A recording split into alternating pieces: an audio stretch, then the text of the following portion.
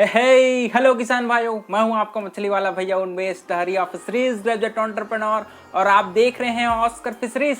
किसान भाइयों, आपको तो पता ही है कि मैं आपके लिए हर बार एक नए मछलियों के बारे में आपके लिए डिटेल में जानकारियां मैं लाता हूं। कल मैं यूट्यूब पर वीडियोस देख रहा था मछली पालन के संबंध में, तो वहां पर मुझे एक मछली दिखाई दिया जिसको हम लोग कोई वियतनामी कोई कार्प कहते हैं, बहुत जगह इसको क्लाइंबिंग पर्च भी कहा जाता है। ठीक है, तो इस मछली के बारे में डिटेल में वीडियो नहीं है, बहुत सारे लोगों ने पार्ट में इसका वीडियो बनाकर रखा है जो बहुत ही अधूरा लगा मुझे। और मुझे लगता है कि जो वियतनामी कोई कार्प मछली है, वियतनामी कोई, वो आजकल मार्केट में इसका डिमांड बहुत ज्यादा बढ़ रहा है। इसका अगर आप मार्केट वैल्यू पता करेंगे तो आसानी से आपको 250 से 300 रुपए प्रति किलो के हिसाब से ये मछली आपको बिकती हुई दिखाई दे जाएगी। मुझे लगता है कि यार इस मछली के बारे में भी आपको जानकारियां जरूरी जाननी चाहिए और इस वीडियो में मैं आपको डिटेल में इसके बारे में चर्चा करने वाला हूं। इस मछली की यार 2-3 खासियत है जो मुझे बहुत ज्यादा प्रभावित करती है। पहला, इसका एयर ब्रीदिंग क्वालिटी। आपने सुना होगा एयर ब्रीदिंग क्वालिटी वाली मछलियां जो वातावरण से सीधे ऑक्सीजन ले लेती हैं, जिसकी वजह से आपको एक्स्ट्रा तालाब में एरिएशन वगैरह देने की जरूरत नहीं पड़ती। दूसरी बात यार, इसका हाई मार्केट वैल्यू, क्योंकि जो मछली जिसका प्राइस प्रति किलो आपको 250 से 300 रुपए मिल रही है, तो यार इसका मार्केट वैल्यू कितना हाई है आप सोच सकते हैं।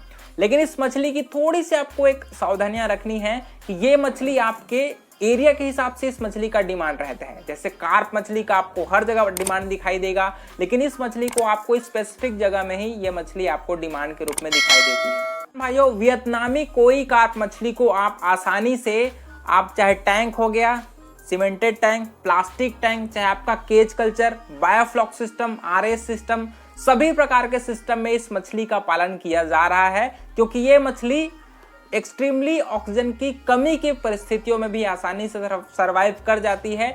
इसलिए इस मछली को आप किसी भी कल्चर सिस्टम में आसानी से पालन कर सकते हैं। बात करें अगर दोस्तों कि इस मछली को आप पालन करने के लिए कितने बड़े तालाब की जरूरत पड़ सकती है। आपने नर्सरी तालाब देखा ही होगा, छोटा सा एरिया रहता है। वैसे ही आपको दोस्तों आसानी से आप 50 से 60 डिसमल क्षेत्र में आप कोई कार्प मछली का पालन कर सकते हो। अगर आपके पास तालाब में या फिर आपके घर के पीछे छोटा सा जमीन होगा, वहां पर भी आप छोटा सा गड्ढा बना करके भी आप कोई कार्प मछली का, वियतनामी कोई का पालन कर सकते हैं। ठीक है, बात करें अगर पानी की गहराई की, तो कितना रखना चाहिए, तो आपको 3 से 5 फीट के बीच में आपको अपने तालाब की पानी की गहराई है वो आपको मेंटेन करना है। ठीक है, अगर बात करें दोस्तों कि यार तालाब की तैयारी कैसे करनी है, तो जो आप कार्प मछली की तैयारी में लगाते हो, मतलब आप मैन्यूरिंग डालना, उसमें लाइमिंग डालना है ना, फर्टिलाइजर डालना, सेम प्रक्रिया है। लेकिन उसके बाद सबसे खासियत बात है दोस्तों कि इस मछली को आप हाई स्टॉकिंग डेंसिटी में पालन कर सकते हो। कैसे? आपको इसको प्रति डेसिमल आप इसको 1500 से 2000 आप कोई जो बच्चा आता है उसको आप स्टॉक कर सकते हो। और अगर बात करें पर मीटर स्क्वायर की, तो 5 से 6 नंबर, मतलब 5 से 6 की संख्या में आप फिंगरिंग जो बच्चा आता है उसको प्रति स्क्वायर मीटर आप अपने तालाब में स्टॉक कर सकते हो। मछली की एक और खासियत है दोस्तों कि ये आपके तालाब के डाइक से दोस्तों आसानी से बाहर चली जाती है, इसीलिए इसका नाम शायद क्लाइंबिंग पर्च पड़ गया है। तो इसको रोकने के लिए आपको अपने तालाब के चारों तरफ डाइक को, अपने मेड़ को ऊंचा रखना है और साथ ही साथ आपको या तो उसमें आप जाली लगा दी चारों तरफ, या फिर आप पॉलीथीन का जो कवर है उसको भी आप, पॉलीथीन को आप चारों तरफ से कवर कर दीजिए, ताकि आपकी ये मछलियां चढ़ मत पाए। क्योंकि अगर मछलियां चढ़ती हैं तो उससे पक्षियां भी अट्रैक्ट होती हैं और पक्षियां भी इनको खा जाती हैं। तो आपको 2 काम करना है। पहला तो आपको फेंसिंग करवा देना है, चाहे वो तार का हो गया, नेट का हो गया या फिर पॉलीथीन का। और साथ ही साथ आपको अपने तालाब के ऊपर में बर्ड नेट को भी आवश्यक रूप से लगवाना है, जब तक कि आपकी मछलियां 20 से 25 ग्राम साइज की नहीं हो जाती। भाइयों, आप कोई मछली के लिए घर पर भी आसानी से खाना तैयार कर सकते हो, क्योंकि अगर आपके पास कंपनी वाली फीड खिलाने के पैसे नहीं हैं तो आसानी से फार्म पर भी आप इसके लिए खाना तैयार कर सकते हो। इसके लिए 3-4 जरूरी इंग्रेडिएंट्स है, वो आपको मैं बताता हूं। पहला, आपको जरूरत पड़ेगी सरसों की खली की। ठीक है, दूसरा आपको जरूरत पड़ेगी राइस डस्ट की या फिर राइस पॉलिश की, और तीसरा आपका फिश मील, और साथ ही साथ विटामिन मिनरल मिक्सचर आता है उसको आप ऐड करके मछली को खिला सकते हैं। आपको सरसों खली है वो 50% रखना है, फिश मील है उसको 30% रखना है, और आपकी जो राइस डस्ट है दोस्तों उसको 25%, और साथ ही साथ 1.5 से 2% आप मिनरल मिक्सचर मिक्सकर को ऐड कर दीजिए। पानी मिला करके उसको थोड़ा सा पका सकते हैं ताकि उसका थोड़ा लोना बन जाए, फिर उसको आप तालाब में आसानी से डाल सकते हैं।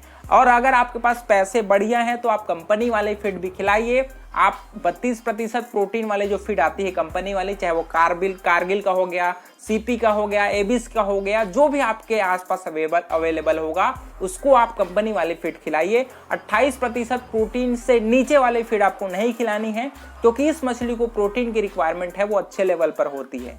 वियतनामी कोई मछली में दोस्तों एक बीमारी है वो बहुत ज्यादा आपको दिखाई देगी, वो है आपका बैक्टीरियल इन्फेक्शन। जो रेड पैचेस शरीर में आपको धब्बा धब्बा रेड पैचेस दिखाई देता है आपको वियतनामी कोई में, उसको दूर करने के लिए आपके तालाब में 2-3 मेडिसिन जरूर होना चाहिए। पहला आपके पास होना चाहिए आपका सिफाक्स, दूसरा आपके पास होना चाहिए नमक, और तीसरा आपको जो पॉन्ड सैनिटाइजर आता है समय समय पर डालने के लिए उसको आप समय समय पर यूज जरूर करिए। सिफाक्स है वो 400 ml प्रति एकड़ के हिसाब से आप तालाब में कम से कम महीनों में एक बार तो जरूर डाल दीजिए। नमक और चूने का प्रयोग है वो आपको 15-15 दिनों में प्रति एकड़ 30 से 50 किलो चूना का प्रयोग कर दीजिए, और साथ ही साथ नमक का प्रयोग है वो 20 से 25 किलो आप महीनों या फिर 1.5 महीने में एक बार जरूर आपको करना है, ताकि आपके तालाब का एनवायरनमेंट बढ़िया रहे। इस मछली को बस आपको बीमारी से बचाना है, ऑक्सीजन वगैरह का ज्यादा दिक्कत इस मछली में नहीं होता।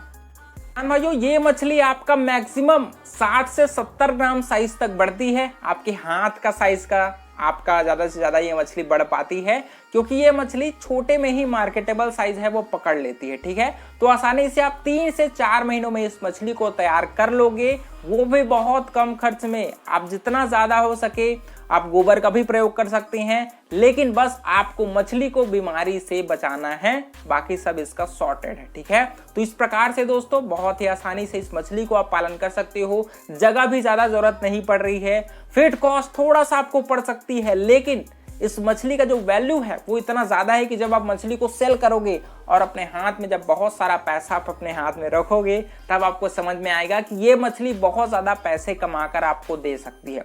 तो बाकी आपकी जैसी इच्छा, आप जिस प्रकार से आपके क्षेत्र में जिस मछली का डिमांड होगा उस हिसाब से पालन करिए। अगर वियतनामी कोई आपके साइड अच्छे से बिक रही होगी तो इस मछली को जरूर आप पालन कर सकते हैं। और अगर वीडियो पसंद आएगा तो वीडियो को लाइक जरूर करिए। ऑस्कर फिशरीज पर ऐसे इंपॉर्टेंट वीडियो मैं आपके लिए लाता रहूंगा। मिलते हैं अगले वीडियो में किसान भाइयों, तब तक के लिए बड़ों का सम्मान करिए, छोटों को प्यार करिए और खुद का ढेर सारा ख्याल रखिए। Thank you, thanks for watching.